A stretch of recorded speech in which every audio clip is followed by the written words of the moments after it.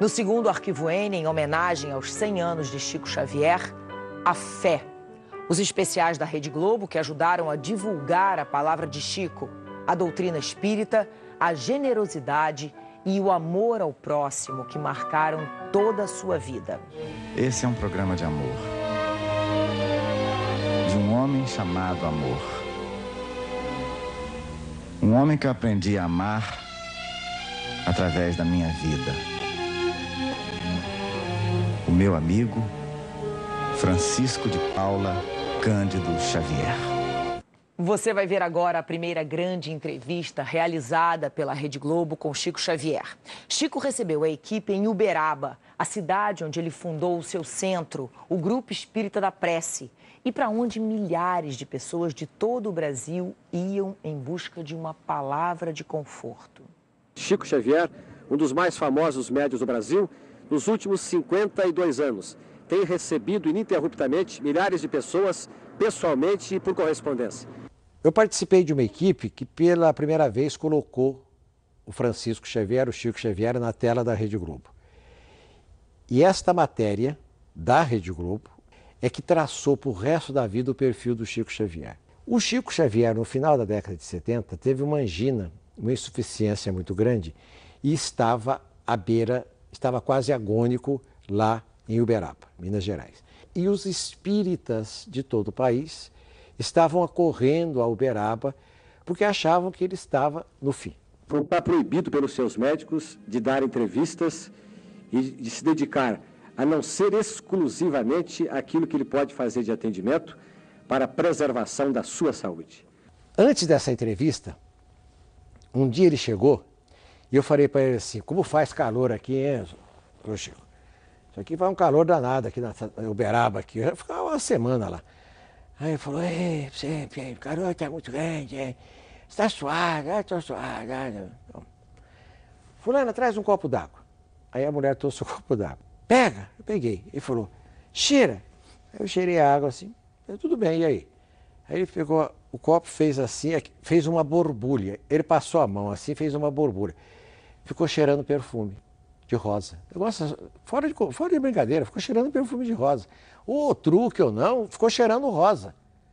Ele falou, agora você pode usar para tirar o suor e joga no quarto para me sentir o cheiro. E era perfume de rosa. Mas a última entrevista concedida por Francisco Cândido Xavier à televisão foi para o programa Fantástico. Uma entrevista inédita, um verdadeiro documento, um verdadeiro testamento espiritual de Chico Xavier. Temos hoje uma ciência médica muito avançada. Eu tenho, por exemplo, um processo de catarata inoperável há 46 anos. E há 46 anos eu faço a medicação de meus olhos com muita calma, porque considero com o espírito de Emmanuel que a possibilidade de ver já é um privilégio. Eu peço licença para dizer ao senhor que certa feita, quando eu estava lutando para debelar um processo hemorrágico no olho doente, eu deixei de trabalhar 2 dias. Então, disse o nosso Emmanuel, que dirige as nossas atividades espirituais, mas por que você não está trabalhando? Eu disse, o senhor não vê que eu estou com o meu olho doente? Ele disse assim, o que o outro está fazendo? Ter 2 olhos é luxo. De modo que estar doente, podendo trabalhar, já é quase saúde. Eu posso estar com um processo anginoso, mas estou podendo trabalhar sem dor. E isso é muito importante para mim. Você diz que o seu guia, Emmanuel, é uma reencarnação do Padre Manuel da Nóbrega? Desde o princípio eu tenho essa convicção. Desde 1931. Quando ele apareceu, eu tive a convicção de que ele era o Padre Manuel da Nóbrega, companheiro de Anchieta, fundador da capital de São Paulo. você faz 50 anos de mediunidade, você teve tempo para pensar na sua vida particular? Realmente não tive muito tempo para pensar em minha vida particular, mas devo explicar ao nosso caro entrevistador que, à medida que fui penetrando na compreensão da mediunidade, com a presença dos amigos espirituais em minha vida, entendi também que a minha vida particular tinha muito pouco interesse diante do interesse do trabalho deles junto à nossa vida comunitária, distribuindo paz, esperança, verdade e amor, através dos livros e mensagens que eles têm escrito constantemente desde 1927. Encarnados na Terra, espíritos imortais que somos, para nos humanizarmos, de modo que todo processo de ódio ou de cólera é reminiscência de nossa vida animal que estamos deixando pouco a pouco através do nosso burilamento. Então, é possível que tenhamos raiva ou que tenhamos ódio, é possível, sem termos direito para isso. Porque o ódio que sentirmos ou a cólera que alimentemos recaem sempre sobre nós, no sentido de doença, de abatimento, de depressão.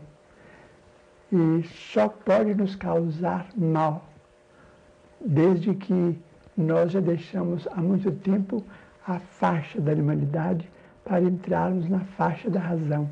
Somos criaturas humanas e por isso devíamos sentir a verdadeira fraternidade de uns para com os outros, sem possibilidade de nos odiarmos, porque os irmãos verdadeiros nunca se enraivecem uns contra os outros. E um conselho definitivo às pessoas, qual você daria?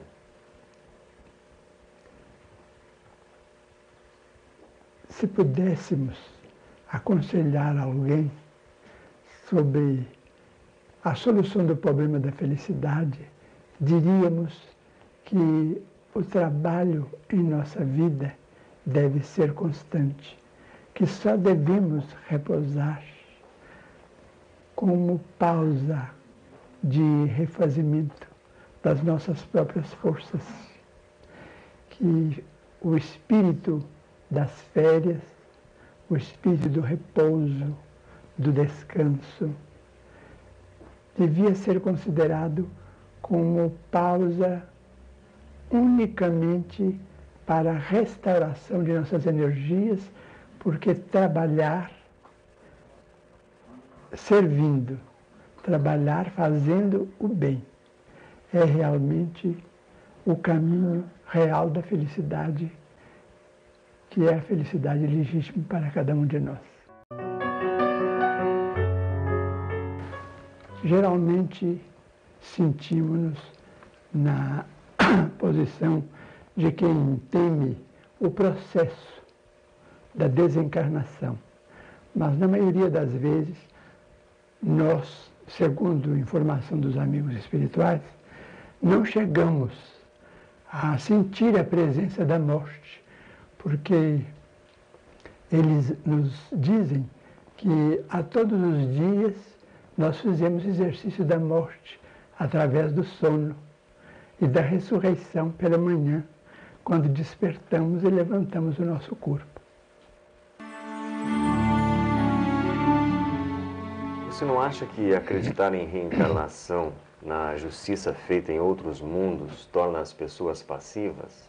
Não acredito, porque a pessoa que acredita na reencarnação, com sinceridade, ela trata de aproveitar o tempo e de valorizar a bênção recebida.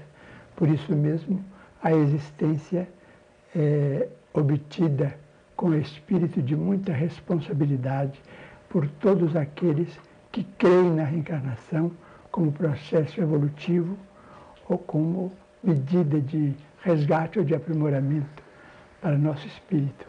Porque quanto mais estudo com os bons espíritos os temas naturais da vida, mais compreendo a amplitude da minha ignorância.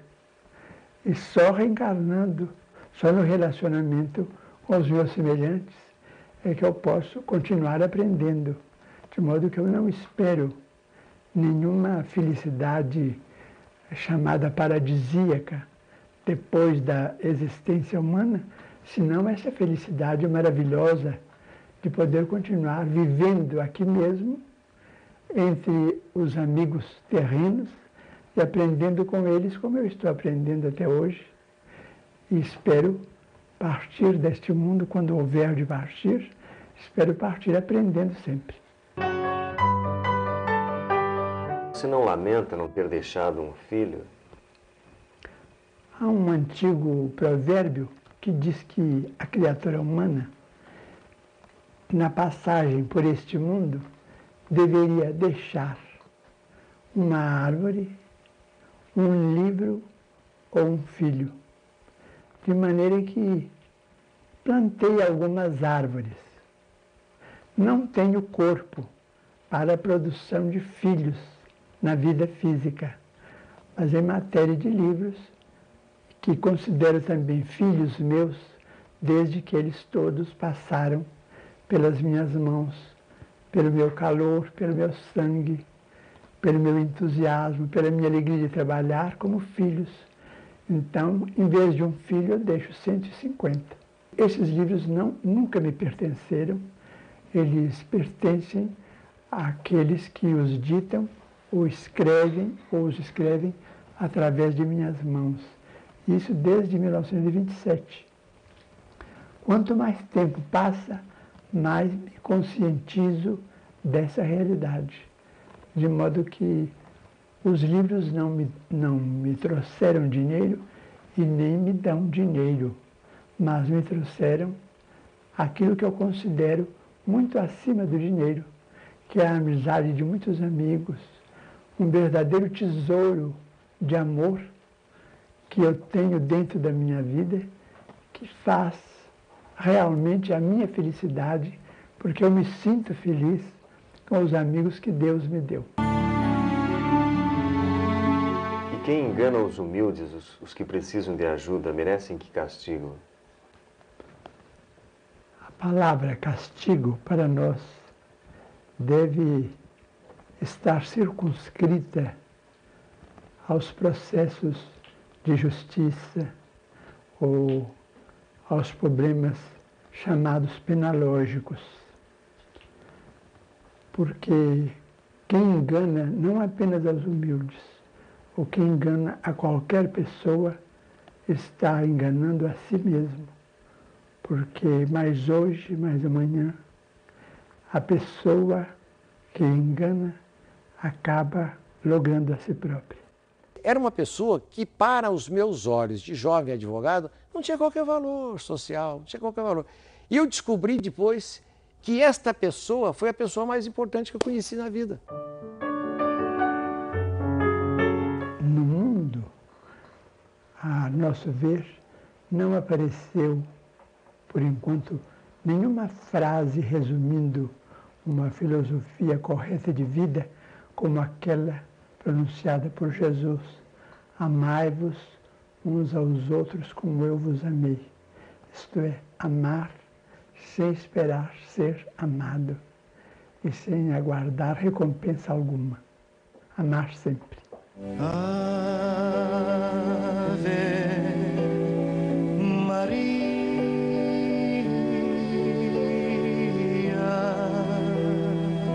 Daqui a pouco, uma sexta super especial com a participação de artistas como Roberto Carlos e Elis Regina. Voltamos já.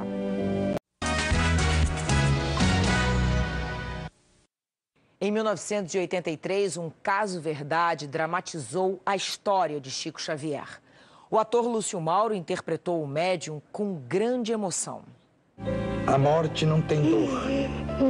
É como fazer uma viagem de avião. De repente chegou. uma bitoca e fique com Deus. Eu estou com ele. O Chico era muito humilde, né? Um cara muito humilde.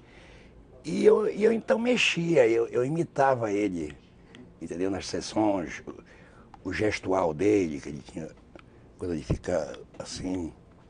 E eu fazia, né? Fazia igual e tal. E aí essa coisa do comediante, eu dizia umas coisas, como se fosse ele dizendo. E ele morria de rir. Então eu dizia, passou de besteira, passou de bobagem, papapá. Eu inventava atroz. Igual está chegando agora um irmão nosso aí, sofredor, e tá com não sei o quê. Tudo na minha cabeça na hora, eu ia dizendo. E ele se esbaldava de rir. E aí um dia boa noite, disse, Lúcio, tu podias fazer o Chico Xavier. Eu, rapaz, não é fácil não fazer Chico Xavier. Mas eu me interessei, né? Fiquei vendo mais, convivendo mais com ele, e eu fiquei vendo todos os gestos que ele fazia, o comportamento dele, como era e tal. Era uma coisa quase etérea. Ninguém deve se descuidar da angústia do outro. Compreender e aceitar a angústia das outras pessoas significa aceitar as próprias limitações e saber como agir com elas, em benefício próprio e de toda a humanidade. E mudou mesmo em mim, foi que eu passei a acreditar mais, acreditar mais no ser humano, pô. Eu estou muito cansado, Emmanuel. Mas é um cansaço diferente.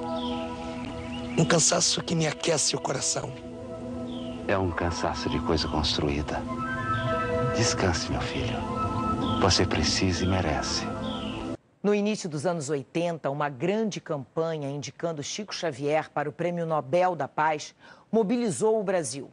O diretor Augusto César Vanucci, amigo de Chico, aderiu à campanha, realizando uma cesta super especial com a participação de artistas como Roberto Carlos e Elis Regina, além do grande elenco da TV Globo.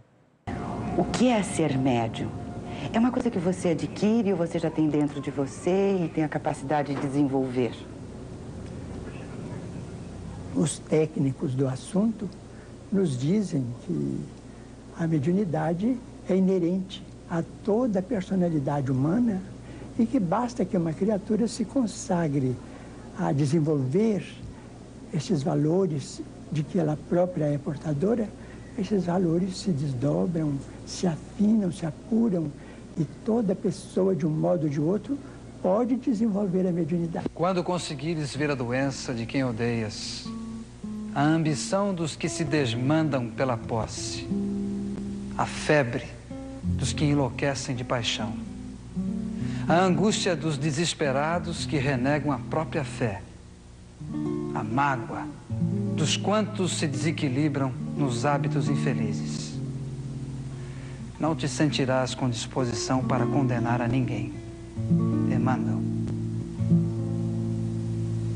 Que determinadas pessoas têm na vida tudo de bandeja, como eu costumo dizer. E outras têm tanta dificuldade em adquirir as coisas. Eu realmente estou me emocionando. Eu gostaria que você falasse sobre isso. Vem o fenômeno que nós chamamos de morte, a desencarnação, a nossa perda do veículo físico. Nós teremos, naturalmente, as compensações de todo o bem que tenhamos feito, mas aquele ponto marcado, ou aqueles pontos marcados em nossa consciência, eles não desapareceram. E dentro de nós há um espírito de brilho pessoal. Nós podemos ser acolhidos com muita benemerência na vida espiritual.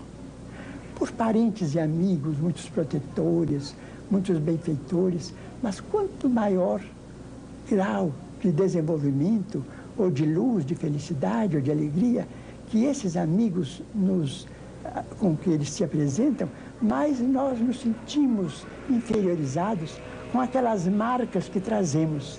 Então somos nós mesmos que impedimos uma vida, vamos dizer, de tapete retirado, quase que a toda hora, de telhado cadente, não é? De desilusões, desenganos, a nosso próprio benefício, para que venhamos a experimentar aquilo que impusemos a outros. Como é que você vê o sexo entre o homem e a mulher? Vejo o ato sexual, naturalmente, na condição de uma união sublimada do amor entre o homem e a mulher. Amigos, Jesus nos abençoe. A inteligência humana conseguirá atingir as maiores realizações. Poderá conhecer a estrutura de outros mundos, construir no piso dos mares, escalar os mais altos montes, interferir no código genético das criaturas, decifrar os segredos da vida cósmica, penetrar os domínios da mente e controlá-los, inventar os mais sofisticados aparelhos que lhe propiciam o reconforto, criar estatutos para o relacionamento social e transformá-los segundo as próprias conveniências, levantar arranha-céus ou materializar as mais arrojadas fantasias. Entretanto, nunca poderá alterar as leis fundamentais de Deus e nem viver sem amor. Emmanuel.